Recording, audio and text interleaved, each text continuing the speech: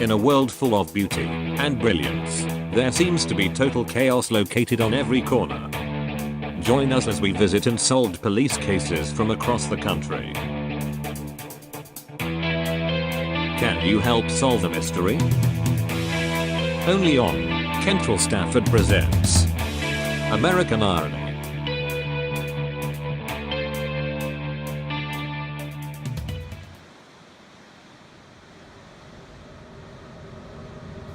On December 2003, in the state of New Mexico, detectives were in for a night of strange and rare occurrences. Detective John Hatchkins was 30 minutes from finishing his work shift. He called home to his wife Lisa to notify her that he'll be home late, and that, to in fact not wait up because it was poker night for him and his co-workers. I remember it being a cold, snowy night. I called my wife to tell her that I and some of the fellas were staying late at the station to play in our weekly poker tournament. She told me that she was going to bed and that there was food in the fridge for me when I had gotten home. I remember hanging up the phone, stopping at a red light, and looking to my right, and there it was, just sitting in the parking lot.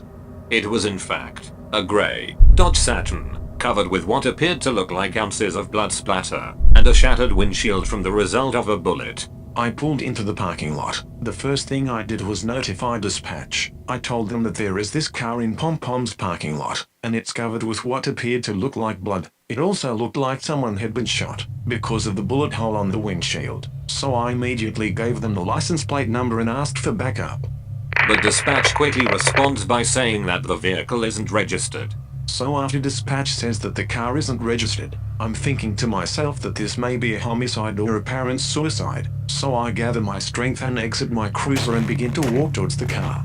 While approaching the vehicle, those two scenarios quickly become irrelevant.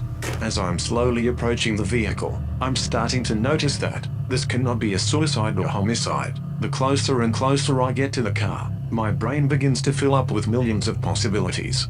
When John was finally able to see the interior of the vehicle, he was stunned to see that only the exterior of the vehicle had blood splatter, and that it was completely clean on the inside.